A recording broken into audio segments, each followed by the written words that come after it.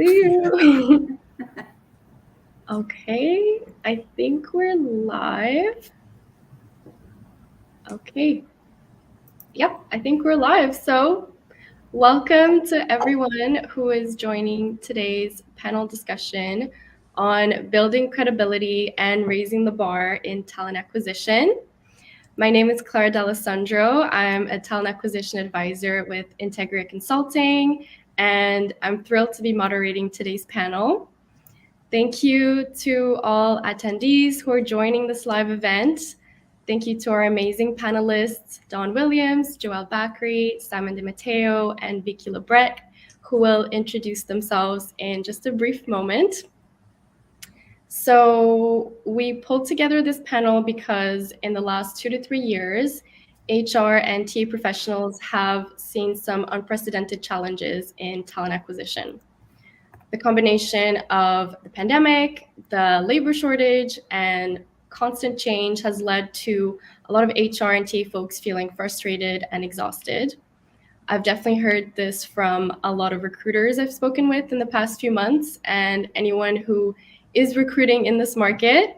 So we brought together a panel of experts in the field of recruitment to discuss the impact on DEIA, how candidate attraction is changing, and how to influence leaders and enhance the recruitment process. Our hope is that you will leave with some helpful advice and guidance to take with you in your recruitment practices.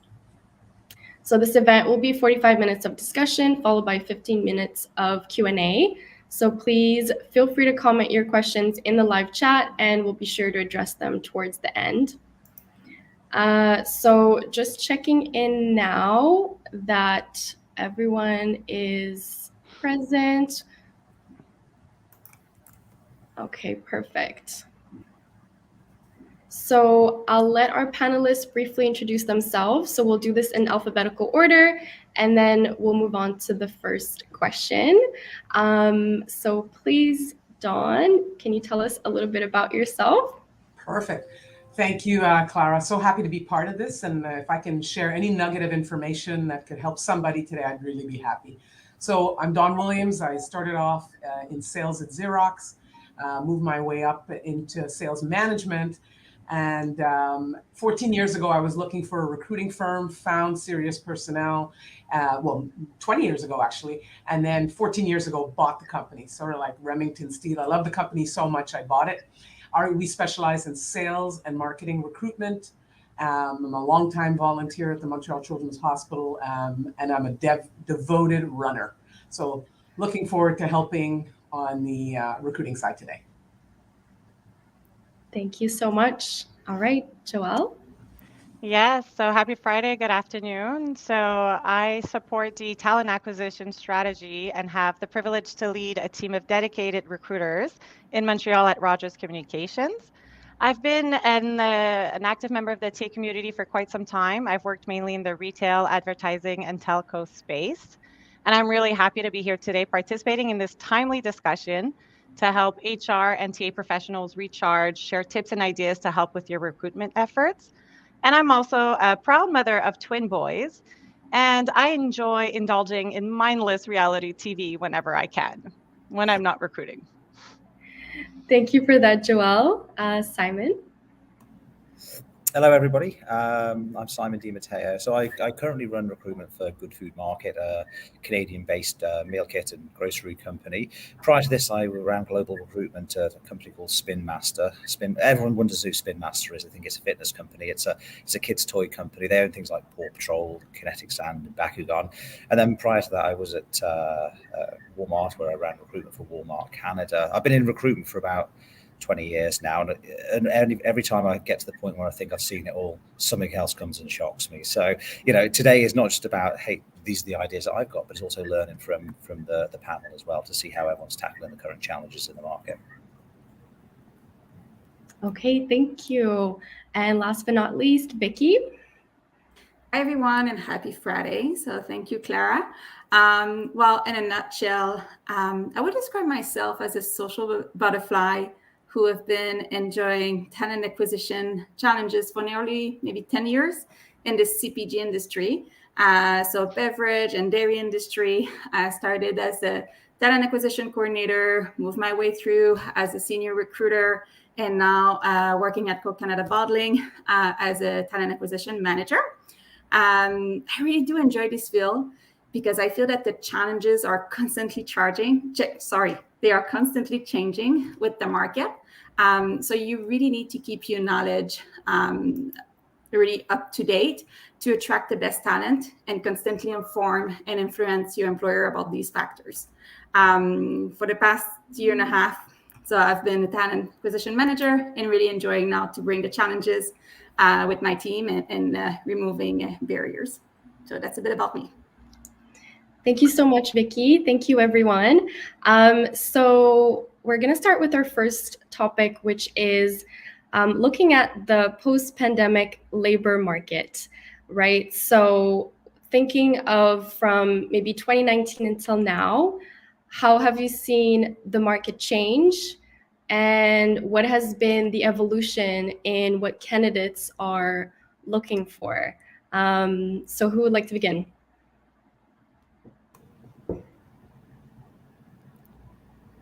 I'll jump in. So I think the most obvious thing is that talent is scarce, and we're here in Canada, and we've heard a lot about the Great Resignation, but I haven't really seen that as much in Canada. What I've seen is a lot of people staying put. I've seen salaries go up. I see a lot of people don't want to go back to the office, especially not 5 days a week. Those are the kinds of things that I'm seeing, and it's a talent or it's a candidate market more than it is an employer market. That's what I've seen. Yeah. I mean, I'd sort of like to add on that as well, that, I think that, there's no less candidates in the market. I think only 3.3% of people over the age of 55 have left the workforce in the last couple of years, but there's just way more jobs now. So people have more choices. Good people always had choices, but now everyone's got a choice, whether you're good, bad, or indifferent. And so I think where I've seen one of the biggest changes is anybody who's made that transition throughout the pandemic to a new organization, because they're not in the office, they're not getting the real culture of a company, they're not getting a real visceral attraction to the company. And so people are starting to leave quite easily. People are they're having fleeting experiences with the company. They're going to go there for 18 months, a year, whatever it is, and then they're going to go somewhere else because they're not tied into that company culture. And I think that's the biggest challenge at the moment, is while we're going through, figuring out what does this back to work policy look like, what does this flexibility look like, and I do believe the companies with the most flexibility are the ones who are going to win the war on talent. It's like, how do we engage people to be part of that culture and feel a part of something? They're adding value and they're sort of part of a movement. I think that's the biggest challenge I've seen, that people are just willing to leave jobs because someone's come along with a better sounding job, probably paying more money with more flexibility. Yeah. I would say that the remote work has also broadened the talent pool for at least those who adopted the remote strategy. So it's also become more competitive. Like, we're seeing also the US tapping into our talent pool right now. And I think the Great Resignation, there's some articles that are about, the Great Resignations bringing on the Great Reflection. Being home, having reevaluated certain things in certain industries, a lot of people lost their jobs through the pandemic and have reoriented their career and have reevaluated what's important to them. So I think today, which is why also we're seeing with the newer generations as well, they want to know, what's the ROI on for me? What do you, in this job, if I'm going to invest this time, right? And they're more vocal about their discontent and what they're looking for in an employer. So I think your EVP needs to be really clear. Flexibility is definitely the key, and we have to listen to what our talent seekers want. Like, who is our candidate profile and what do they want? If they don't care about a ping pong table or fancy bistro, then what else can we offer to meet their expectations?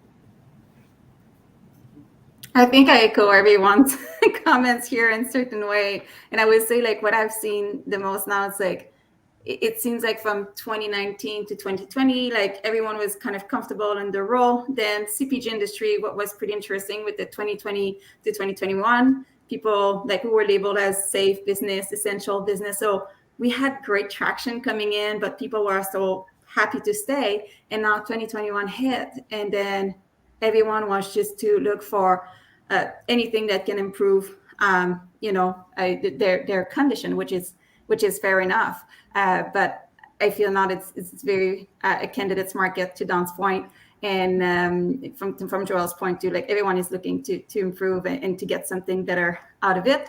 And I think the employer needs to be very flexible to what they can propose, because that's how they're really going to remain competitive on the market. Okay. Don, did you have any thoughts? Wanted to maybe just say that I think we all, Joel, I think Joel and Simon mentioned it. It's about, and actually, I think everybody spoke about it, is the reflection that everybody had, including ourselves. I know I did about hours in the office, how many hours in the office, how to work. So everybody went through that reflection. And so if we can do it, we can also allow the candidate to be able to do it as well too.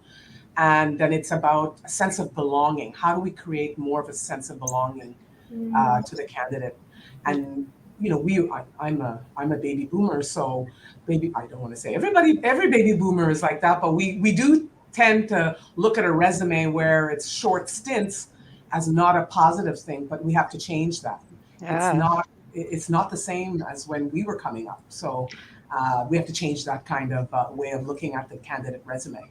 I love that point that you just said, Don. I was just having a conversation yesterday, and somebody was afraid with their candidate, for example, talking about the concerns that they would be staying a short term, but the short term was, maybe 2 years. And then we started talking about, wow, if you could have someone today, that's going to stay 2 to 5 years in your role, this is a win. Like, did you get a return on your investment there? And it's understanding that, it is maybe more common that people change jobs more frequently or they stay within the same organization, but expect more challenges and new roles and development opportunities. So we have to change that mindset. Absolutely. Yeah, I think that the narrative's definitely changed as well. It's like, it used to be, if you moved around a lot, what's wrong with you? Now, if you stay somewhere too long, what's wrong with you? What's wrong with you? And so, it's just adjusting. Again, we've never had to deal with this market before, so it's adjusting our mindset to maybe somebody with a multiple experience is way more valuable to an organization than somebody who's been in one place for years, who's become institutionalized. Mm-hmm. Absolutely. Thank you so much. So so what I hear you saying is it's definitely a candidate to market. So then I'm curious, thinking of diversity, inclusion, equity, and access. Does the current market open more doors for talent of diverse backgrounds? Absolutely. I think absolutely. And I think, so I've heard the comments, obviously. I've heard the comments definitely about different groups, employers. I'm talking about employers making the comment. I think people have to be more open, not just because of the scarcity of the talent, because this is the world we live in. And I don't know, you live in a cave if you make blanket statements about people or whatever group they come from. You have to be open to that, because that's the world we live in. I mean, I don't even understand why that's a big issue. It is the way it is. And employers have to adapt to the kind of people we have in the market and actually have to actively seek diverse candidates. It's not just about putting the job up. It's about, when we put those ads on social media, do we show diverse candidates in the ads? Does our website show diverse clients, candidates, those kinds of things? All those are pieces of the puzzle that will help attract all kinds of people to your employment. And I think you just can't be. I don't think an employer in this market should be or could be picky on those things, because you'll be left behind. I like what you said, Don, about your job ad, because of course you have to understand, if you're asking, for example, for someone for the top 10 universities or bilingualism or certain requirements that you put within your qualifications in your job ads, you may be closing the door to some diverse talent. So you have to kind of look over what you're looking for and, decide what is really a must and where can we be more flexible to get there. I think the desire to have a strong, diverse workforce is really present. And we definitely see certain strategies being deployed in various companies. There's targets that are there. We have, in-house trainings and the webinars and, a lot of these great programs that are built. For me, I think I'd like to see in recruitment, and it's not just recruitment, actually, it's a collaboration with HR professionals and the operations and the leaders.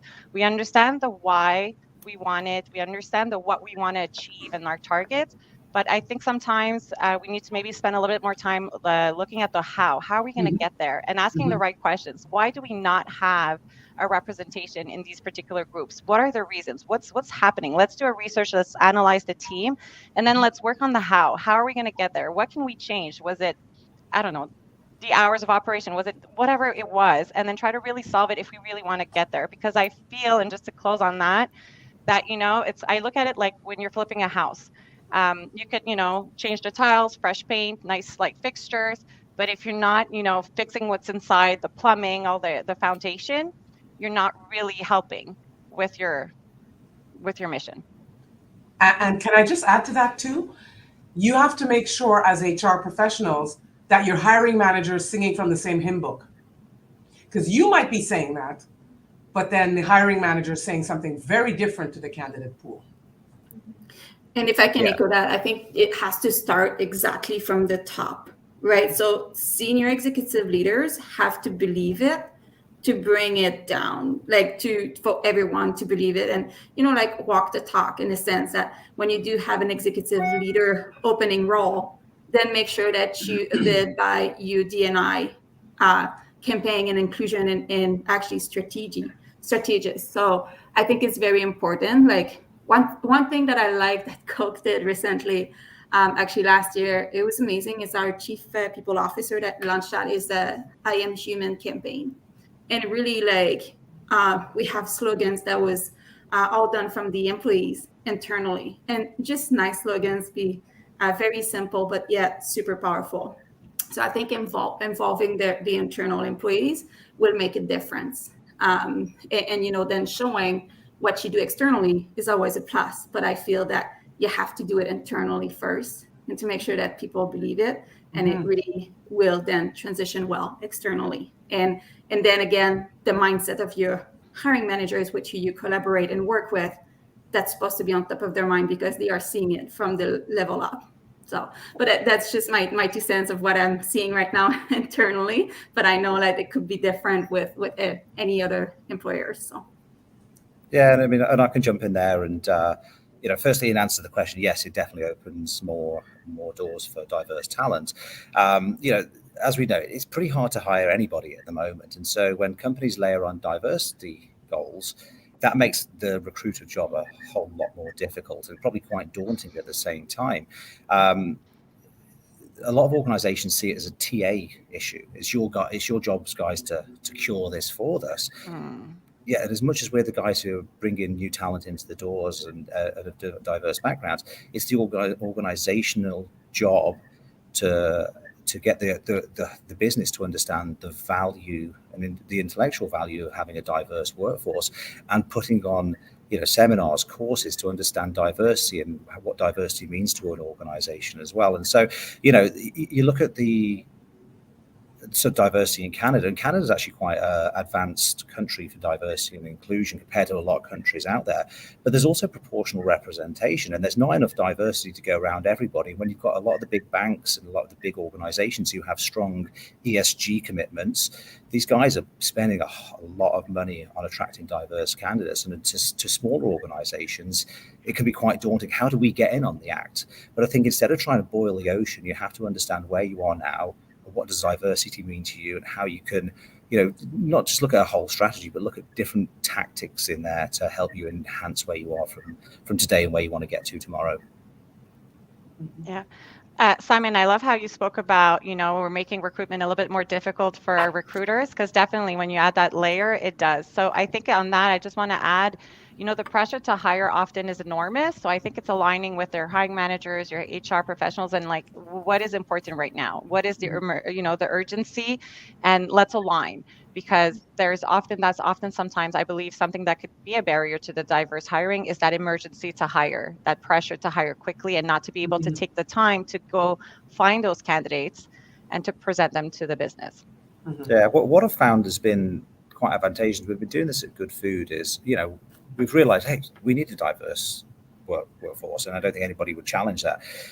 But I think it can start with the recruitment team, and the attraction piece is to not have your recruiters all look and sound and feel exactly the same. We have a very diverse recruitment team who are connecting with their own communities, who are bringing these types of people into the organization as well. And so I think there's certain things that the organization do, but there's certain things we can do as recruitment leaders to say, hey, we need a diverse team, so we can go out and connect with these communities properly. Because there's nothing worse than somebody who hasn't got a clue about community trying to create diversity and a diverse talent pipeline, but they have no clue about that community. It actually does more damage than good in the end. And so I think having a diverse talent acquisition team is incredibly important to hitting some of your diversity goals. Yes, and I like what you said about having strategic partnerships and maybe having primeships to your recruiters and assign them a certain primeship where they can become the experts in this means and help bring on that talent. Because to your point, it's not necessarily easy, or people won't necessarily know where to look. So having those strategic partnerships and having those primeships could definitely help align and meet those diverse objectives. Thank you so much. So this is a great segue into maybe speaking about the recruitment process. So what are your thoughts on improving the recruitment process, in the current market today, where we're hearing a lot about candidate experience, a lot of not great stories from candidates that, are getting ghosted or often have multiple offers. And so time is of the essence. So I'd love to hear, your thoughts on how can we improve the recruitment process. I'll have a bash at that one. First thing is to simplify it. I think, and sometimes I sit on LinkedIn and I'll go through an application process just to see what it's like. I think everyone needs to look at what their own application process looks like, because sometimes it's got pages and pages and pages of questions which are completely irrelevant because you're uploading your resume anyway. You've got a quick apply button. Candidates these days, nobody wants to fill in 30 pages worth of questions before they apply to a job. It's apply, and then that's it, away they go, and they'll hopefully hear back from you at some point. But you've got to evaluate your tech stack as well. You've got to make sure that the message you're sending out, your employer branding, you're putting out on the platforms that matter. You've got to make sure you've got a simplified process in the middle of it. You've got to make sure you've got a very fast process for people to meet hiring managers and to go through a process, because if you don't move quickly, you will lose those candidates. And at the end, you need a feedback and a mechanism that's going to get feedback, be it positive or negative, to the candidates. The way I've always seen it is your candidates are also potentially your customers as well. And if you give a bad candidate experience, you're also going to get, you could also lose customers as well and get a bad reputation on the market. And again, we're in this era of employer value proposition, employer branding, and becoming the employer of choice. You can get a really bad brand on, Glassdoor, Indeed, choose your sort of platform. But you've got to make sure that you have a transparent process, and you've got to make sure that you're getting back to these people very, very quickly. And I think the other piece is that we're moving away from, everyone's talking about AI, but in a candidate-driven market, you need a real personalized process. You need to make people feel really valued. You need to make sure that they feel like, hey, I'm the only person in this process. So when you do more stuff through automation, that's going to make people feel like they're in that black hole, and that's where you're going to lose people along the process as well. So I think the tables have turned from going to AI to more how do we go back to more of a personal process and make people value during this? Yeah.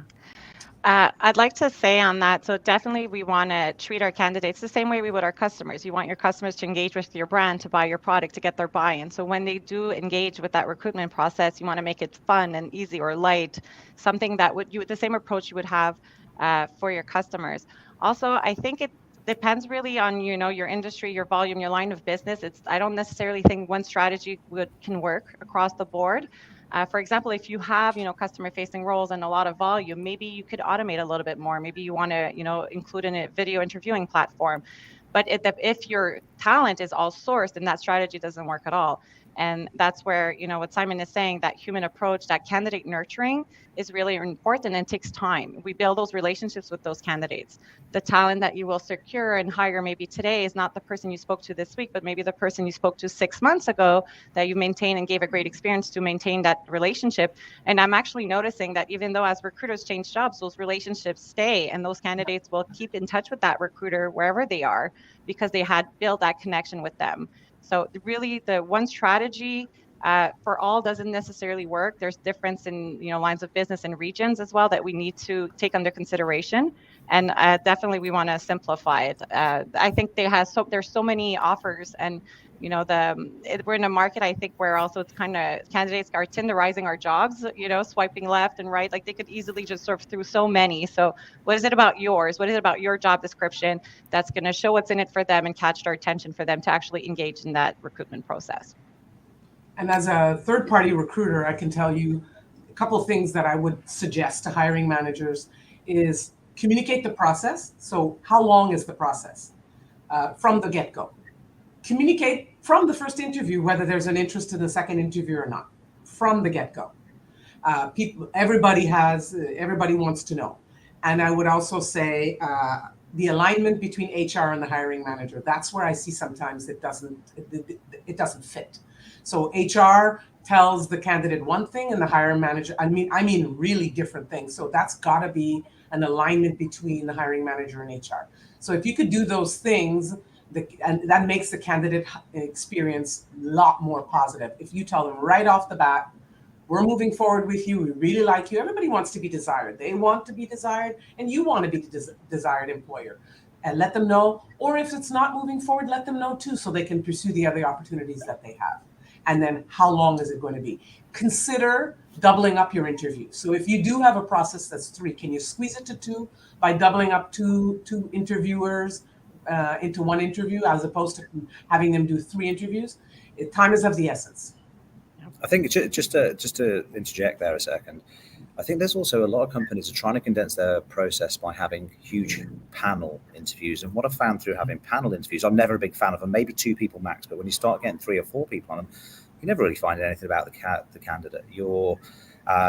Everyone's asking one question and no one's going any deeper. And so what it does, it compromises the quality control of an interview process. And so my advice to anybody is, maybe 2 people max, but when you start getting 3 or 4 people on a panel, you're actually going to probably do more damage than good and risk making bad hires at the same time.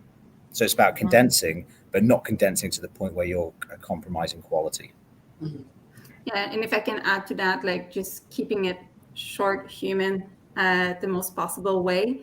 I think one thing that I like to do is, it's to Don's point, it's you are very careful about knowing the process. You know that well with the HR business partner, with your manager, and then when transitioning that information to your candidate, then there is no surprises. And I think improving the recruitment process comes also to maybe bring a little bit more of a human touch to it. So I know we're still in a kind of a pandemic version of it, but for example, if I have a maintenance supervisor role that is in our plant and machine, then maybe that person comes in after a quick half an hour virtual interview. Then after that, they come right away on the plant. So then they can visit people, they can be there on a safe way. But still that brings up also a good view for this candidate to come in on site and really meet with the people with who they would work. So you're really gonna have, I feel, like a better like a candidate experience on that recruitment process. I think that's very important, and that's what people, I feel, they are looking at even today in different various roles. Vicky, I think what you're saying is reminding me, of course, the realistic job preview. And that's something I think is super important to do. And I believe, recruiters definitely do. And it's also the hiring manager's role, whoever is meeting the candidates. But you want to give them, not only to set them up for success, but to give them a clear overview of what the job really is.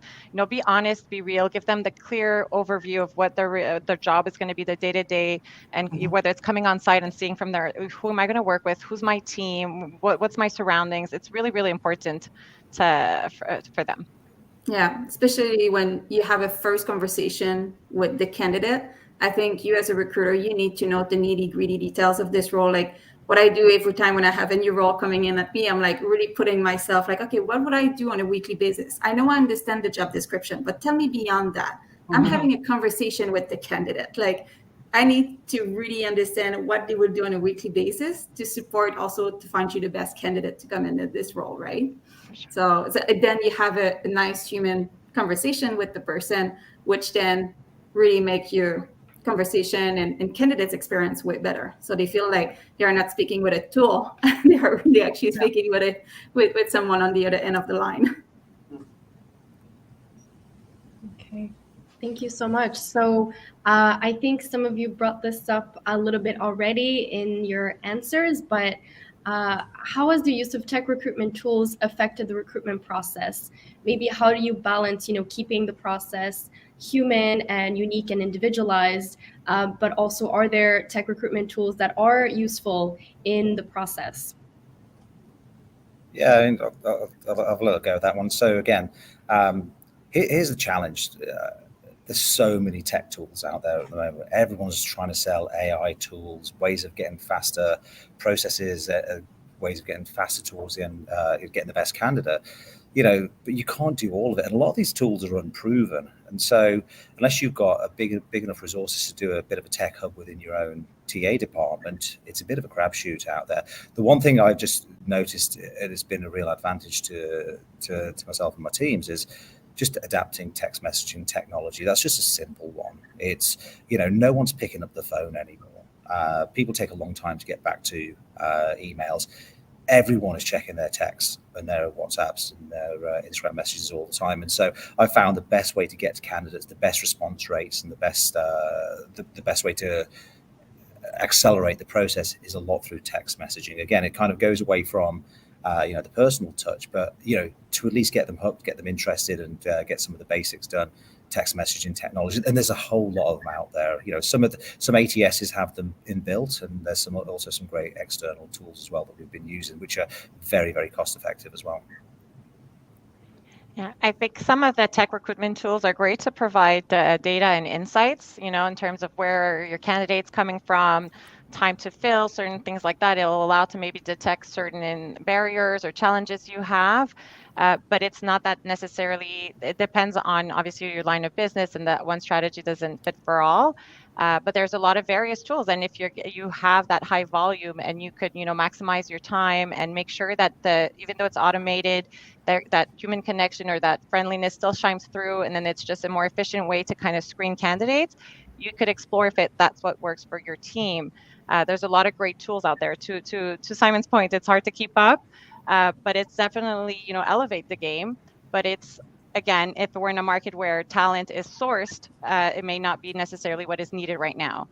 There was a debate on the apps, should the mobile versions of career websites, do we still want to redirect people to career websites? Is there different ways of doing things? Can we build apps where we have talent communities? But then again, the flip side would be, does candidates really want to get your app, right, to apply on a job? So there's so many different things that we could still do today, and identifying what works for us is key. Yeah, and I would just add, never forget the human touch. That's so very important. We're dealing with people. Recruitment is not an exact science. People dealing with people. So this is why definitely there's always going to be jobs for talent acquisition professionals out there. I'm pretty confident of that. Yeah. Well, fun fact, there was 600 jobs posted in the past week on LinkedIn just for recruiters role. So there will always be opportunities there. Yeah. Great. So this next topic I think is quite popular. I'm looking forward to hearing your thoughts on this. So thinking of influencing hiring managers, how do we influence expectations of hiring managers, whether that's in-house or an agency? What sort of information do we provide to hiring managers to influence their expectations? I think we should, in 2022, we should be real with our hiring managers, definitely be honest, have those conversations, explain to him or her the challenges of the market, who you could use tools like Talent Insights to reveal who your candidates are, who are looking at your jobs, and just make them understand that could be more slim. So to open their horizons and see, again, identify where can we coach on, what is a must. But I think there's also an understanding that needs to be within organizations that talent is everybody's business. It's not just TA, it's not just HR, and we all have a role to play in that. So we don't want to be collaborating so much with the hiring managers that will just wait for TA to do their part or the recruiters to do the part. On the contrary, we really appreciate the hiring managers that bring on these resumes and help. And are very collaborative, and definitely helps also with, I believe, the recruiters' energy and just the way the recruiter will handle the file and the requisition if they're partnering with a hiring manager that's very collaborative and understands the reality. Last point on that, I would say it's something I tell my team often too. Document your struggles, like the data will speak and tell the story as well. So if you're speaking with X amount of candidates and X amount of phone interviews, or this amount of people rejected your offer, try to document it, quantify it, so it will allow to really clearly illustrate the situation, and then we could start understanding the why, what's happening, and try to solve for them one by one. And yep, go ahead.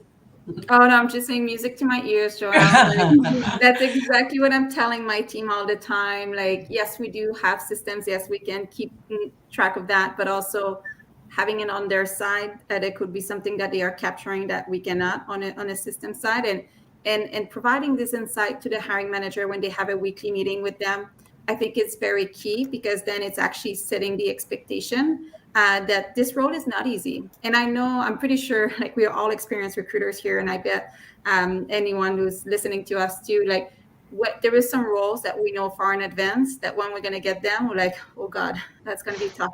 Oh gosh, that's going to be a tough one. And I think, like, we know in advance that we should be managing the hiring manager expectation of how tough is the market, like specifically now. But yeah, it's quantitative information and being transparent with the hiring manager would be key. I think also too, it's important, I think you mentioned it, Vicky, both of you actually, and Joelle, is that really going through the list of requirements and saying, really, what is the must-have?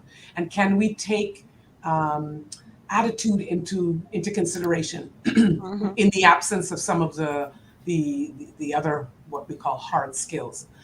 Because sometimes if you have a great hiring manager who has the time and propensity to train, they can take someone who has a little less of the checklist, but make them into a superstar with time. So sometimes you can get great talent if you just relax it a little bit, relax the rules a little bit. And sometimes you take so long to find that unicorn, you could have had someone in that seat and train them, and they would have been up and running by the time you find the unicorn. Yeah, and I'll probably echo that as well, but I'm coming from a bit of a different angle. I think there's two types of talent acquisition departments. You've got your service department, which are the go fetch guys, and the manager says go fetch, and you go, okay, I'll go fetch, and it takes months and months to find the candidates, and then you're disappointing the business, and the credibility of the talent acquisition department dips. But then you've also got the advisory department, and I think the organizations I've worked in, whether it be Walmart, Spin Master, even Good Food, is like, hey, we try to move to talent acquisition advisors. This is advising on what's happening in the market trends, some of the challenges out there. We set the expectations earlier, but a lot of this comes from the quality of the talent acquisition consultant or advisor working on it. And I've been very particular in the past that people have hired or people who've been hired into our teams, these guys are advisory. I always take people from agencies because they seem to have more the consultative approach to talking to hiring managers or people across the business, and they set the expectations earlier. And so if you can get somebody who's more advisory, and the way that I find these people is when you interview a recruiter, if they have no questions for you, cut the interview then. Because I tell you what, if they can't ask questions about the future of their own career, how are they going to be able to ask questions to a hiring manager about the future of somebody else's career? And so I think it's really important the quality of the talent acquisition department has to be elevated to advisory, and then you get the ear of the hiring manager, and you build the credibility with hiring managers then. And I love that. And I would add to that I believe the hiring managers are in their way. Like, of course, this is their team, so they're recruiters as well, right? So it depends again, but let's say you're in retail or you're in a specific region, you should be going out and looking at, who's around you and in meeting people and building your community and your network so that you could bring in also talent as well. So, and then we could look at tech and, certain very specific engineers where they're part of communities. They have a certain access that maybe the recruiter doesn't, where we expect, and would hope that they collaborate as well and help bring in that talent and do their part as well. And then bringing some referrals in. Thank you so much. So just while we're on this topic, there is a great question here from Lisa Smith, who's asking, what about a hiring manager that is not collaborative or engaged? How would you approach that? If I can jump in, I think, Lisa, I will definitely try to see first the person, like why he's not engaged or collaborative. This person get maybe a lot of recruiters coming in and not maybe understanding him or her, right? And really go to the root of that and ask him like or her again, how can we work together to make this fulfill? What would be the best process in your eyes? So then you can more have a touch with this person to understand their point of view, where they are coming from and why they are like this. So then you can adjust yourself and building a relationship and be bringing then after that a bit more your expertise and its view. And maybe you can, you're going to compromise things. So if it's like, well, I really want to see some resumes before you're calling people. Okay, if I do that though, can you make sure that you give me those answers in the same day so I don't lose those candidates? So then giving in a little bit then this person then is really going to work with you. That's what I've noticed a lot in the past few years on my end, but I'm pretty sure the team here probably have seen different as well. But that would be my 2 cents here. Just try to understand the why and understand how you would like to move forward. So let's see where you can give in. Now, it's an interesting one. I'm not sure who you work for, Lisa, but I found that hiring managers now, they're quite the opposite of non-collaborative or engaged. In fact, they're too interfering and meddling these days. So, I mean, they want to see all the candidates on the recs. They want to be on LinkedIn themselves doing all this. So I think it's, again, every organization is different, but I think if you've got that challenge, I think the first question you've got to ask the hiring manager is when you do that formal intake, and make sure you do formal intakes, is what part would you like to play in the process? And also how do you think the process, I mean, obviously you have this is the parameters of where we're going to go with it, but if you get them to buy into the process, hold them accountable to it, they're going to be engaged to do so. And I mean, again, I find it incredulous to think there's hiring managers who aren't engaged in a process when everybody's crying out for talent at the moment. And so I think it's setting the expectations early, but also making sure they understand what their part in the process is and articulating that and holding them accountable. Yeah. Just on that, like leading with kindness, like that's why I was trying to refer to earlier, like when the hiring manager is actually kind and encouraging, and understands the struggles and says thank you to the recruiter, it definitely helps and comes a long way. And I think you will get there by, I would say, oversharing. I've been as far as, sharing my screen and showing, let's say, a LinkedIn search, or making them just understand like the visual, sharing like maybe what it's actually looking like for you, and sharing the struggles you had. Hey, I contact, and that goes back also to the documenting. So I've contacted this many individuals. I've sent, X amount of emails. People are not responding. The ones I spoke, who responded to me weren't interested to proceed for X, Y, Z. So when you could explain it in that way, it kind of opens their eyes a little bit. And I'd like to say, as a recruiter, there's certain things that are in your control and certain things that are not in your control. So sometimes the total offering, the salary, the hours worked, these are not things you could change. So where can you have an impact and where can you make the difference, and try to focus on that. And, sometimes we will unfortunately work with people in any teams who could not be as collaborative. So definitely try your best and, leverage your team and your peers, your leaders to help you kind of connect with that hiring managers. And don't let it just necessarily impact you too much. They will learn from this as well, because the market has definitely changed, and we do have to be more collaborative with our talent acquisition professionals. Okay, thank you so much. So since we're kind of approaching the end of the 45 minutes, and then we'll move on to responding to some of the comments, I'd love to hear maybe just your general thoughts on what is your message to recruiters and HR professionals who are recruiting today. So again, thank you of building credibility and raising the bar for talent acquisition and HR professionals. What would be your message to anyone who's recruiting in this market? I would say we've probably all been on the other side of the desk. So we don't know what's going on in people's lives, and we need to treat the candidates the way we want to be treated. I think it's as simple as that. Whether you're the hiring manager, TA, I would just say be very open to candidates, but also be very understanding. and treat them the way you want to be treated. I think it's as simple as that. There's tons of issues, and there will be more issues, but we do need to understand that we've all been there, and just think about how people are feeling right now, and treat them with kindness. I think I'm going to be a bit more provocative on here. I would say that the state of the talent acquisition industry is probably the worst I've ever seen it at the moment. And the reason why is, firstly, there's hundreds of jobs out there, which means that, anybody can get the job these days. You don't have to be from talent acquisition to be in talent acquisition anymore. And so what it's doing is it's leading to bad hiring manager experiences, the business losing credibility, the TA losing business with credibility with the business. It's because we've gone away from the basics. We've stopped teaching people how to recruit. We've stopped teaching them about process. All of these things used to happen years ago. And I think we're sort of trying to get so far ahead with employer branding and cool new technologies. We've forgotten about the basic 101 in there. And I think, and this is just my advice to anybody who's thinking of moving or trying to raise the credibility of talent acquisition is when you interview at a company, try and find out how much of an organizational initiative talent acquisition is. If it's just if it's just an HR crusade, you don't want to be anything to do with that. And I'll tell you why.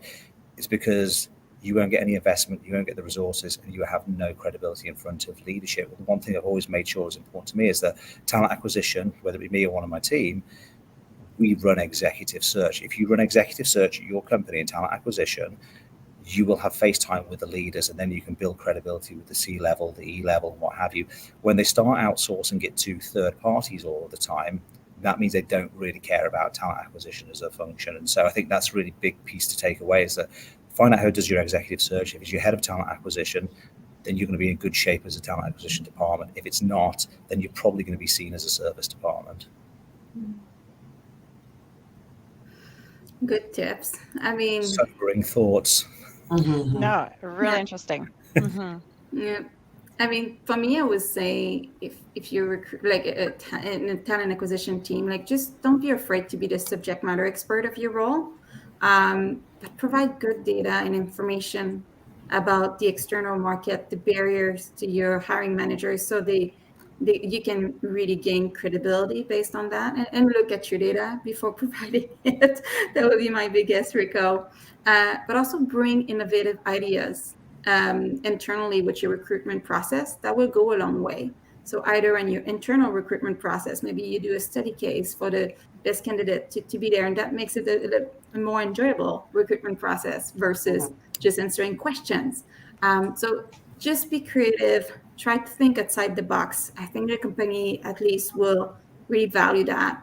And if you're passionate about talent acquisition in your role, then you're already raising the bar just by being 100% in it. So that would be my little say here. And the market will not always be like this.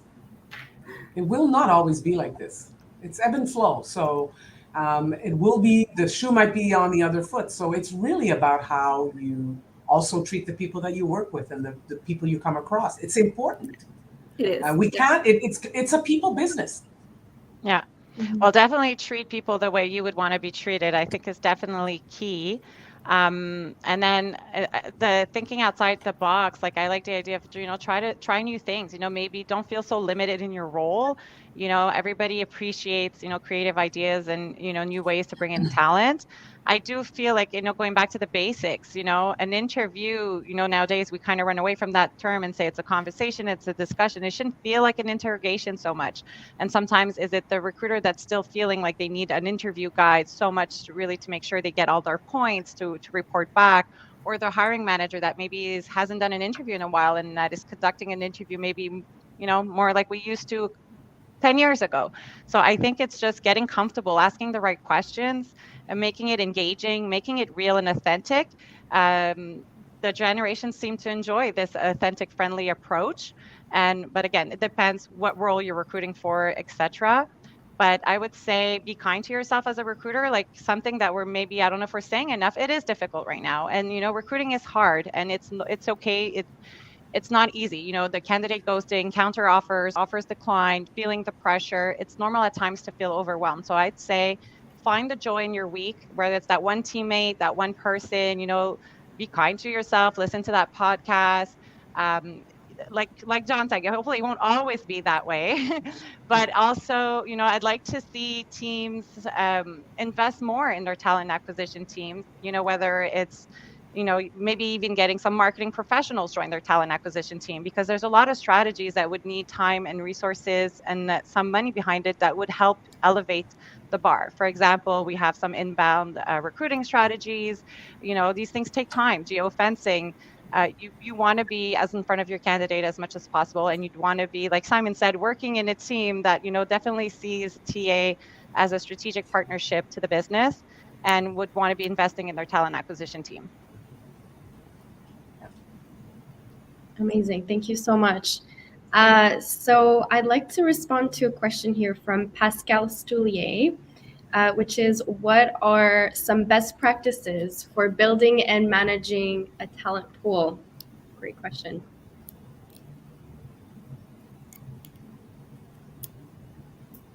So I'll take a stab at it. So I would definitely leverage LinkedIn, build your projects, be proactive, utilize that time you have to start building that pipeline, do those research, contact those people, have those coffee chats, even maybe before you would be having to recruit for the role, if time allows, of course.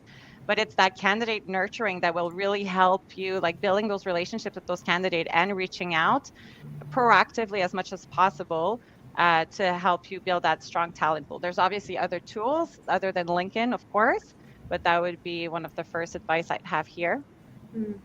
And in terms of building, I totally agree with Joelle, like LinkedIn, building your team, like your projects there. But also, I would say, like, when you have someone that is not accepting your offer right at the beginning, or you're speaking with a candidate that you seem like is the perfect candidate, but he doesn't want to move through, or she doesn't want to move through for X, Y reason, then ask this person, like, hey, would you know someone who has similar skill set than you?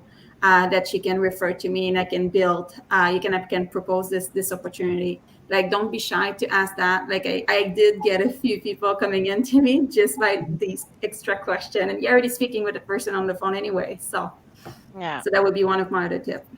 Great tip. Yeah, I think the first thing is like, you can't build talent pools in every area. There just isn't enough recruiters' time and resources to do it. I think what you first have to do is isolate what the most critical roles of business success are in your organization, and then you start building talent pools there.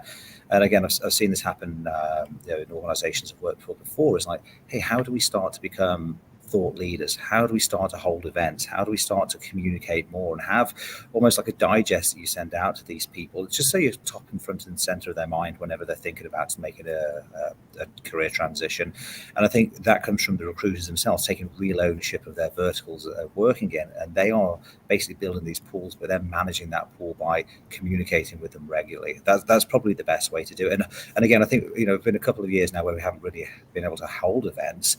I think definitely having Zoom calls and all that kind of stuff is important, and having speaker series and industry professionals and but start getting to know people again back in the flesh. Bring people into your offices to have a look around. Go out to networking events and what have you. These are all those tiny little tactics that will make an impression on people, whereas a lot of people are just willing to go and put an advert out and hope for the best. So if you start to nurture these pools, to Joelle's point, I think that's going to help you sort of really build the pools more robustly.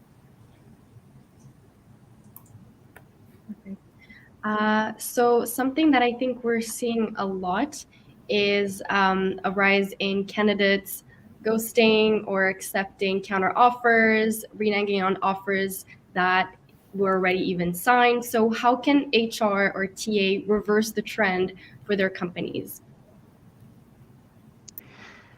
Good question. Yeah. Great question.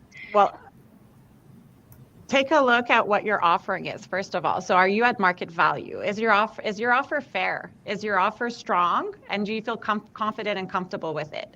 If you know after your research you're not necessarily at market value, then it is possible and most likely that the person will accept a different offer or will get a counter offer. So I think it's looking at what you're offering and making sure you're presenting the right thing to the candidate. In terms of candidate ghosting, something that really bothers me with that is that I believe it's, you treat people the way you want to be treated, and nobody likes that. So I think it's a reflection on them. Like if you're not interested in a role or you want to back out, and it's free to just be, hey, thank you very much. You know what? I've decided not to continue with the process. So the ghosting part is really just rude. Yes. I mean, there's a way you could just address it simply, and then counter offers, competitive offers. So the pandemic has slowed down for certain industries, the recruitment. So to Vicky's point, except if you were in essential services, and then it picked back up. So there's a lot of, demand right now, and there's a lot of choice. So people want to make the best choice for them and what works for them. So again, as a recruiter though, for the advice for you is try to focus on what you can control, giving them, a nice conversation, being honest, a good realistic job preview, explain really the benefits of joining your company. Maybe you won't be able to influence a lot more the salary or certain things like that. That's what was authorized to you. So focus on what you can, put that best foot forward, and just be honest. Would be my little advice here. And I would also add, ask the question before. Sometimes we don't want to ask the question because it's uncomfortable, but ask the question, how many other opportunities are they exploring? Where do we stand with the other opportunities? And hold your breath and wait for the answer. Yeah, that's a great practice. That's what I do. And also, I mean, don't be shy. Like if they apply to the role, then you also need to know, like, what are the expectations? So for you to know exactly if you can come to with a competitive offer. I mean, if you're losing right there to begin with, then you have to go back with your business to know if you can even go with that salary, if that's really your candidate. So yeah, I think you've got to set your expectations as a recruiter at the moment. With the market being the way it is, these things are going to happen, and you can't lose sleep. But what you can do is try and control it to a certain degree. The one thing I'll say about counter offers, they're a legitimate currency these days. They used to be dwelled upon, and there's all this scary talk. 60% of people who accept a counter offer are out of a job in 3 weeks or a month or whatever it is because their leader has found somebody who's more committed. But I think what you've got to do is it goes back to the personal touch. The more you're able to build relationships with these people on a one-on-one, the less chance and less likelihood they have of ghosting you or sort of turning their back on you at the last minute. And again, when you automate processes where it's just literally they're talking to technology all day, there's no visceral connection with these people, and they don't feel bad about pulling out on a process because they've not really had an engaged experience with you. So a highly engaging experience is going to mitigate that to a certain degree. Okay, I think we have time for one last question. So there's some questions around salary. I think this is a good one from Emily Woods. With inflation sky high, what are some methods used to ensure that salaries are fair for the market, not just for attraction, but for retention purposes as well? We have just 2 minutes if you have any thoughts. Well, I can jump in quickly. I mean, firstly, in talent acquisition, we don't dictate the salaries. We take information back to our teams and we tell them, hey, this is what we're up against. And so what I've noticed a lot lately is you've got to be like arm in arm with your total rewards team. You've got to be arm in arm with your leadership, not just in HR and the business, to get them to understand, hey, if we're not competitive, we're not going to get the best. Do you want the best to work for your organization?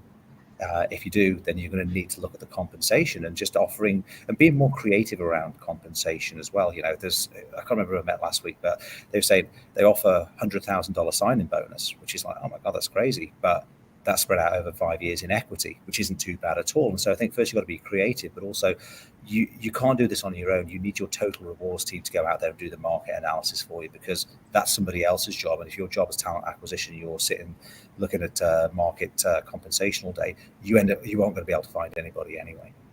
Mm-hmm. And are we comparing apples with apples? You have to look at all of the compensation and all of the benefits. Yeah, I agree.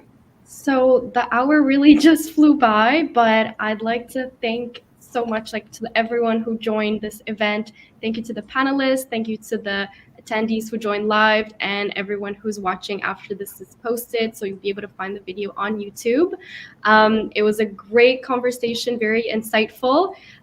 There's still a lot more to discuss, so there may be a part 2 coming in the near future, but thank you so much to everyone. I wish everyone a great rest of your Friday and a great weekend. Thank you. Thank you. Thank you, Thank you, everyone. Thanks. Bye. Bye. Bye.